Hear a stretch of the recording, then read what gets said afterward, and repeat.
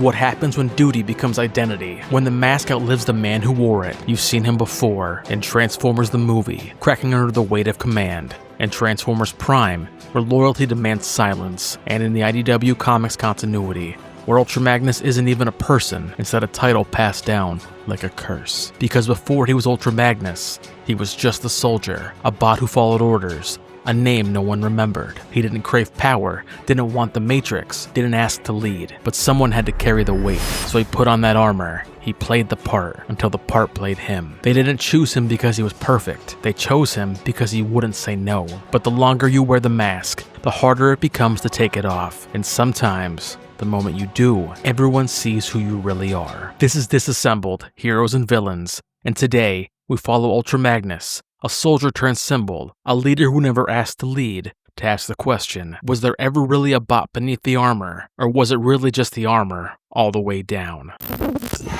Before the myth, before the mask hardened into legend, he was something simpler, a soldier, built for order, conditioned to obey. He didn't ask if the rules were fair, only whether they were being followed, because it was easier that way, wasn't it? If you don't ask questions, you don't have to live with the answers. If you follow orders, the blame never touches you. And if you just keep moving forward, maybe you never have to look back. But war doesn't work like that, and neither does identity. So when the burden of leadership came crashing down, Ultra Magnus wasn't prepared for chaos. He was built for structure, for lines that didn't blur, for a universe that made sense, as long as everyone stayed in line. These are the versions of Ultra Magnus who stood tall, followed the code, and carried the weight, even when it broke him. Before he was a legend, before he was a title passed down from soldier to soldier, Ultra Magnus was a function. Not a visionary, not a warrior philosopher, just a soldier designed to bring order to chaos. And in some ways, he succeeded, because Ultra Magnus never questioned the chain of command. He never asked if the rules were just, only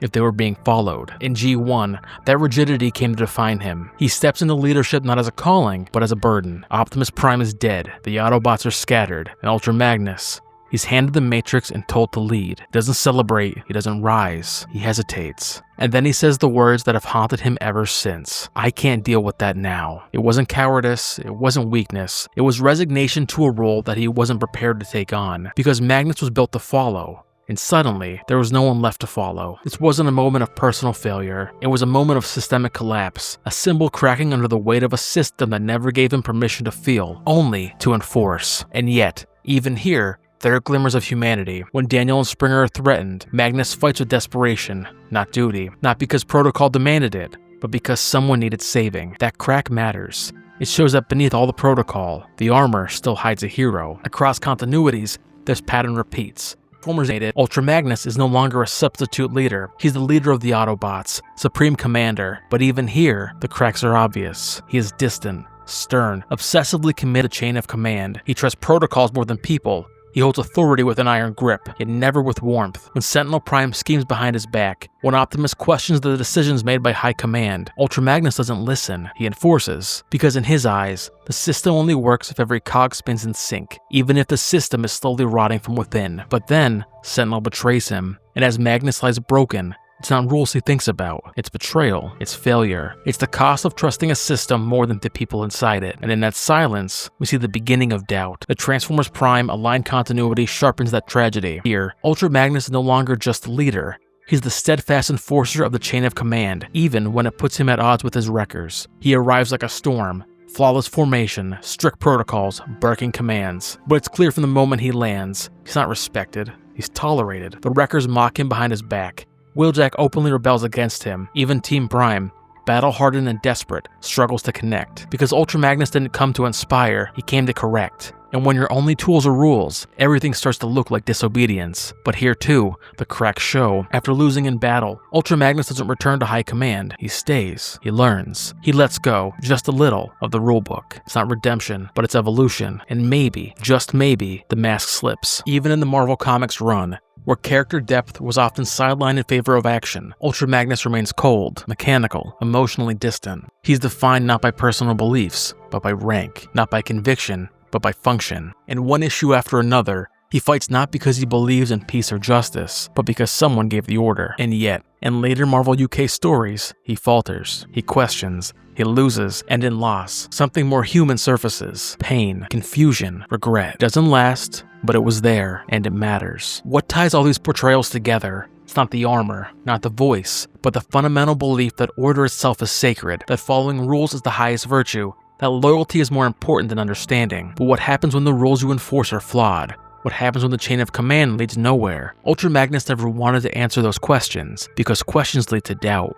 Doubt gets people killed. So he became a machine, a symbol, an icon of structure in a collapsing world. And yet, there's a sadness buried inside every version of Ultra Magnus. He's not blind. He knows things are broken. He just doesn't believe he's allowed to fix them. Because fixing them would mean disobeying. It would mean stepping out of line. It would mean becoming something. Someone he was never built to be. And in the end, that's the tragedy of Ultra Magnus. Ultra Magnus didn't fail because he was weak. He failed because he was too strong, too rigid, too unbending, too loyal to a system that demanded obedience even as it fell apart. He kept the line straight, even when the war twisted everything around it, even when the people he loved disappeared behind protocol, even when the mask grew too heavy to wear. This wasn't heroism, it wasn't villainy, it was a sense of duty, weaponized against his enemies and himself, and it broke him.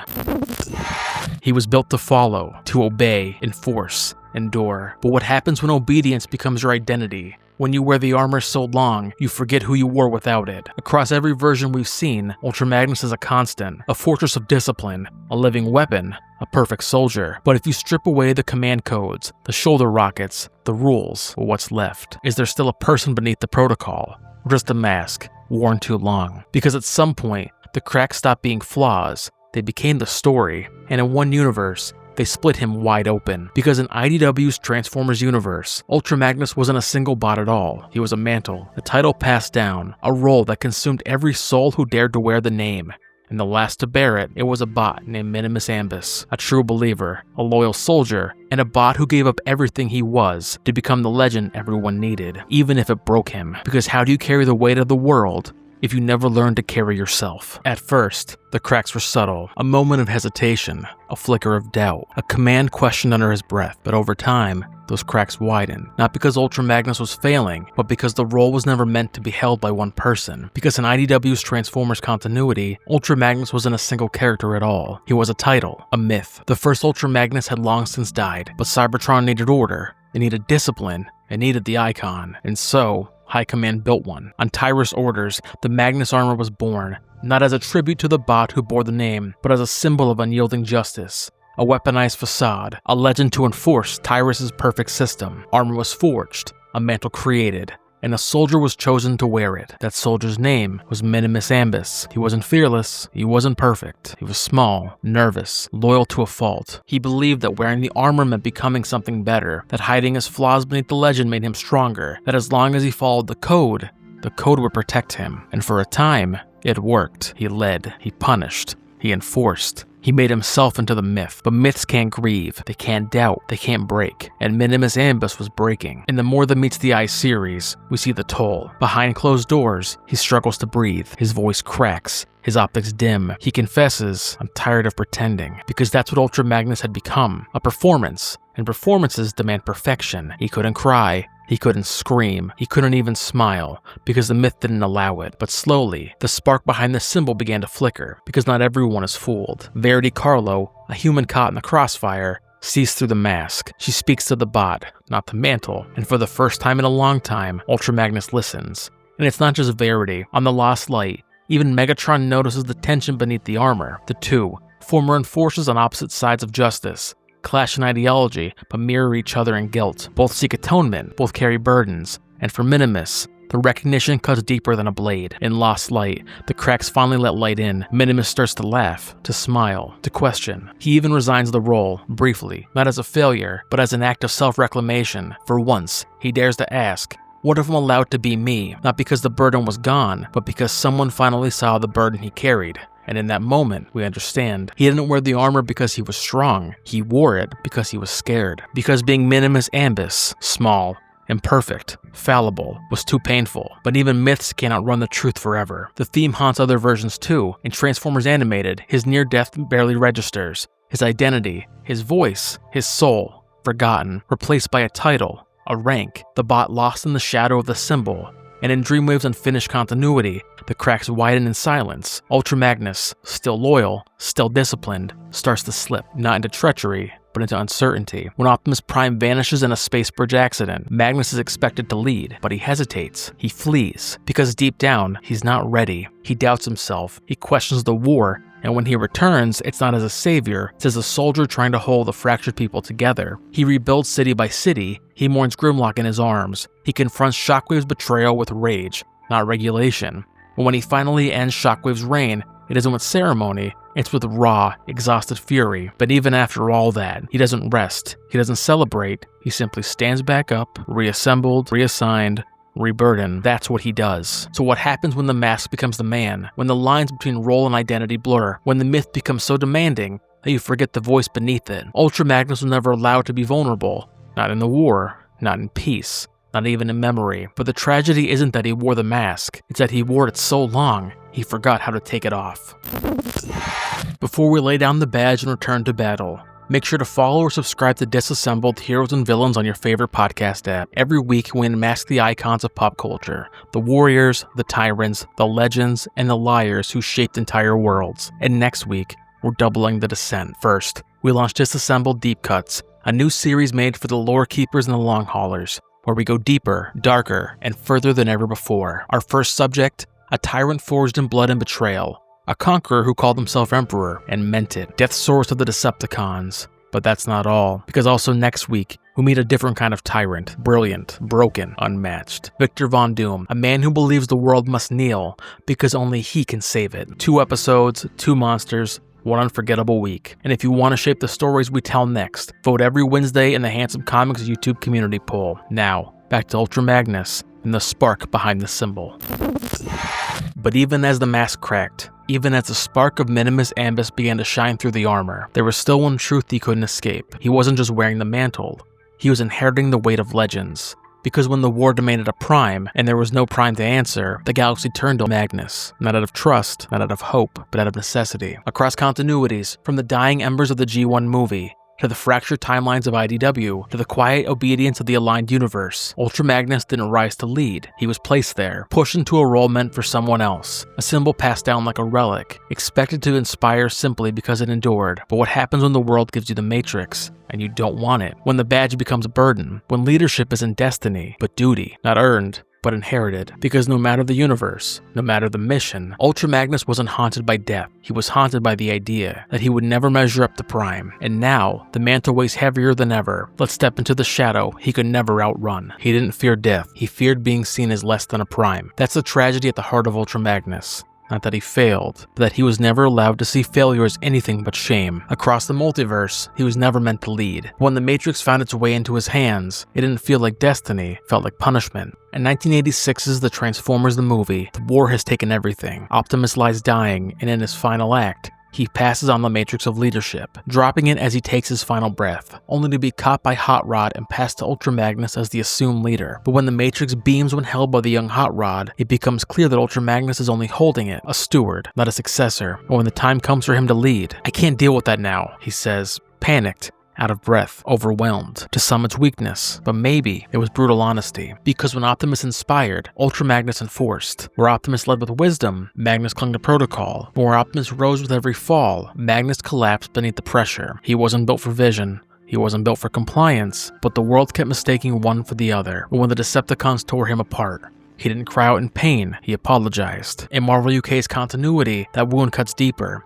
After Optimus' death, Magnus takes command on Earth, facing threats like Galvatron, Cyclonus, and Scourge, without the benefit of prophecy or purpose. And though he survives those battles, he finds no peace. Victory doesn't make him feel worthy, it only reminds him what he's not. He isn't a Prime, he doesn't have the Matrix. He's not a symbol, just a soldier, a phenomenal one, expected to bear the same burdens without the same reverence. And when Prime finally returns, it isn't triumph Magnus feels, it's relief. Because now, he can stand in the shadow again. In the aligned continuity, this pattern continues. In Transformers Prime to the novels, Ultra Magnus is the wrecker turned commander, by all accounts, a decorated war hero, respected, feared, precise. But when placed beside Optimus, he shrinks. Despite his rank, despite his title, he never steps ahead of Prime, not out of inadequacy, but out of deference. It's not humility, it's reverence. Because deep down, Magnus doesn't want the role, he wants the certainty that Prime brings. Optimus knows who he is. Magnus, He only knows what he's supposed to be. Even in IDW's universe, where Ultra Magnus is a mantle passed down from one spark to another, Minimus Ambus finds himself collapsing under the same weight.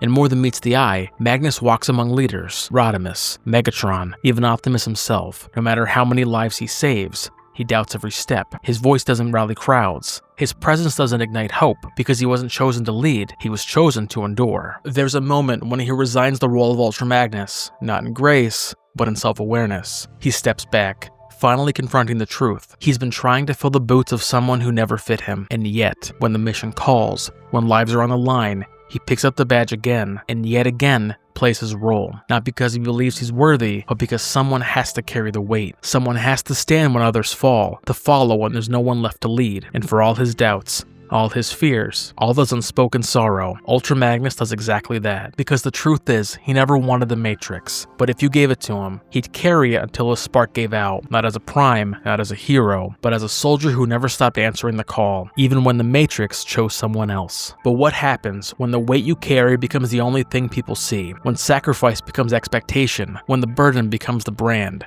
Because for Ultra Magnus, he didn't stop at war, or death, or the Matrix. The tragedy didn't end with him, it continued, repeated, replicated. In IDW's universe, when Minimus Ambus stepped down, he wasn't remembered as Minimus. He wasn't celebrated for his courage, his order, or his loyalty. He was simply replaced. Because Ultra Magnus wasn't a person anymore, he was a system, a symbol with armor. And so another stepped in, and then another, till the myth no longer needed the man at all. Across Cybertron, the badge remained. The law remained, the legend remained, but the spark, that vanished. Friends didn't mourn him, brothers didn't speak his name. In the minds of the next generation, Ultra Magnus was never a friend, never a comrade, never a soul worth saving. He was a protocol, he was regulation.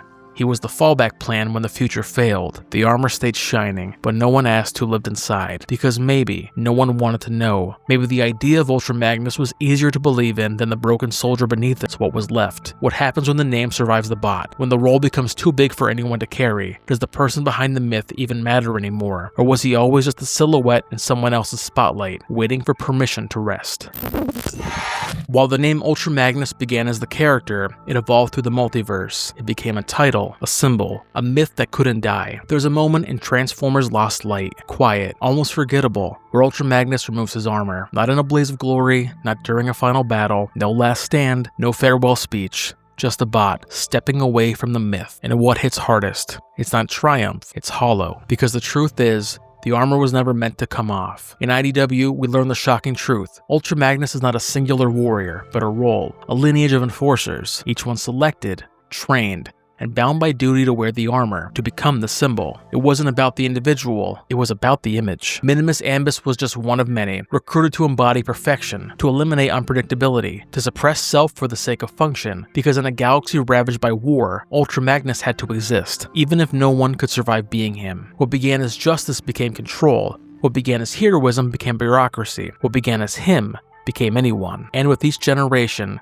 the cracks grew wider. The myth remained. No healing, no reckoning, just back to work. Because that's what Ultra Magnus does. He returns to duty every time, even when it breaks him, even when no one's watching, even when he doesn't know who he is anymore. But Transformers Shattered Glass, as expected, completely flips the character, a grotesque mirror of the myth. Here, Ultra Magnus is no longer the reluctant enforcer, but a zealot, obsessed with hierarchy, devoted to purity, his armor fused with torture devices, his every word twisted into doctrine, his face, a bare skull grinning with malice. In this universe, he doesn't wear the weight of expectation, he celebrates it. Because when the mask becomes your face, you forget there was ever a person underneath. That's the darkest truth of Ultra Magnus. He never asked to be seen, he asked for orders, he asked for structure, he asked for someone else to lead, so he could follow, without fear. But no one ever stayed. Not Optimus, not Sentinel, not Zeta, and so he kept marching, until the world stopped seeing the bot, and only saw the badge. There's a kind of death in that, a quiet one, the kind no one mourns, the kind that doesn't make headlines. That's how Ultra Magnus ends in some timelines, off-screen, unspoken, replaced, or worse, still alive, still serving, still wearing the armor long after anyone remembers why. Because for all his strength, he was never allowed to be more. He was order, he was burden, he was myth.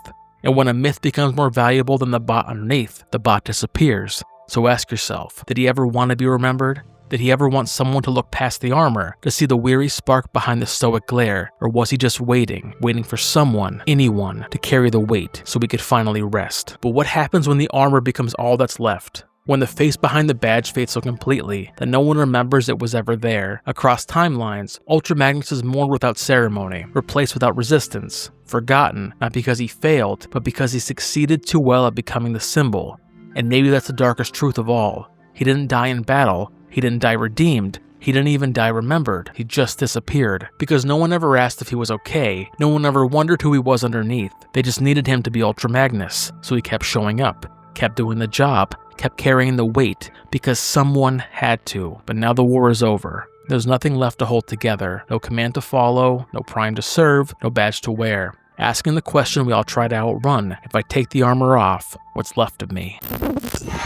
The tragedy of Ultra Magnus isn't that he died, it's that no one ever truly knew he lived. Throughout every war, every continuity, he was seen not as a character, but a constant, a fortress of law, a wall between chaos and order. He was the one who never wavered, who always followed the rules, who did the job no matter the cost. But here's the truth no one wanted to face: he wasn't unbreakable. He was just really good at hiding the cracks. Because when you are always the one holding the line, no one thinks to ask how much it costs you, and so the burden grows, the silence deepens, the armor thickens, until one day, the war ends, and you take the armor off, only to realize you have no idea who you are without it. In Transformers Lost Light, Minimus Ambus steps away from the Magnus mantle, not in triumph, but in exhaustion. He tries to remember who he was before the armor, before the protocol, before the myth, but even then, he can't quite find the answer, because being Ultra Magnus wasn't just a role, it became his identity, his prison. And yet, in that final moment, stripped of his title, surrounded by friends, he smiles. Not because he's proud, but because, for the first time, he's free. That's a lesson buried beneath the rubble of duty and war. Sometimes the strongest thing you can do is let go, not of responsibility,